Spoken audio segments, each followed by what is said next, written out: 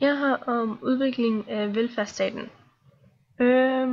Velfærdsstaten det startede i 1849, da grundloven den sagde, at dem der ikke kunne sørge for sig selv, de var nødt til at, eller de kunne modtage penge fra staten. De mistede alvorlige rettigheder, men til gengæld fik de penge. Så i 1899, den 9. april, der fik vi så vores første alderdomsunderstøttelse, det vil sige pension. Det gik til den almindelige danske borger, der var over 60.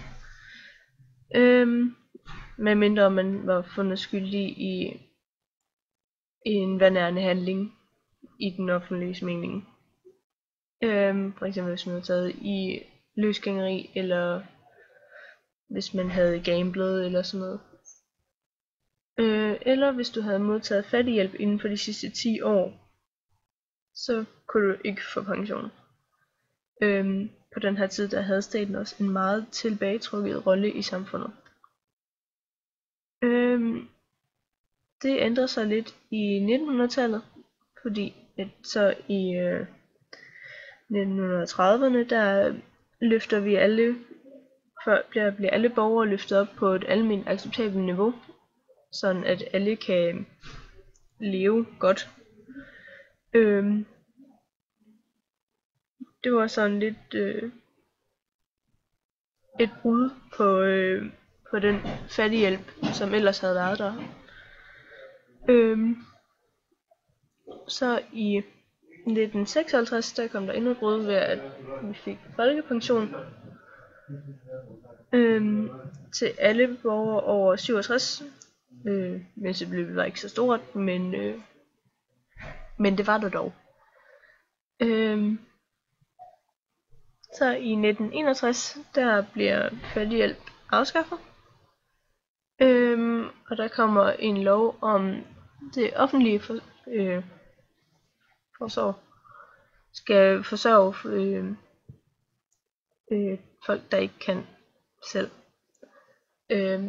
Og fattighjælp det bliver som sagt så afskaffet, og dens effekt bliver også afskaffet, vil sige at man beholder alle sine rettigheder, og man kan stadig stemme.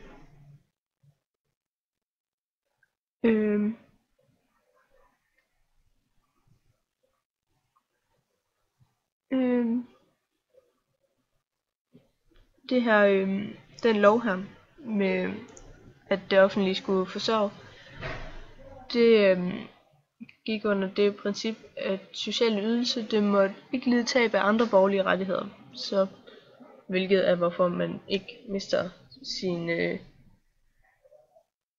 sine rettigheder som menneske, og man kan stadigvæk få lov til at stemme. Så i 1990'erne der begynder vi sådan at få indført nogle reformer. Det skulle så gøres meget nænsomt, fordi vi må ikke røre ved den sociale tryghed i samfundet, eller ideologiske brydninger, eller velfærdsopgaver. Der var mange ting at tage stilling til. Men der kom sådan et princip om work for welfare, hvilket sige, at jo mere man gør, eller arbejder, jo mere man arbejder, jo flere ydelser får du. For eksempel hvis du samlede skrald op, så fik du nogle flere ydelser.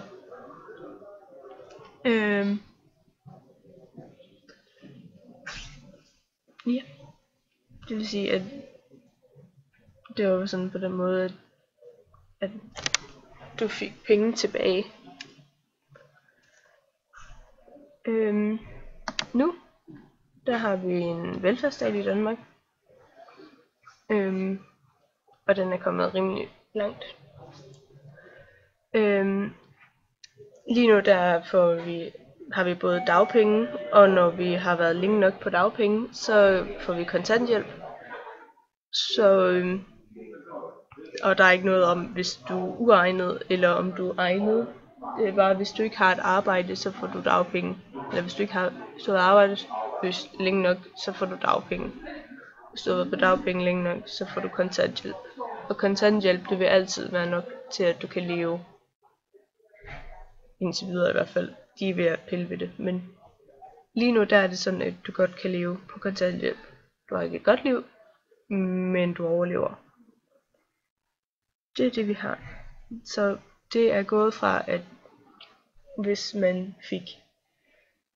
man skulle have penge af staten, så mister du alle rettigheder,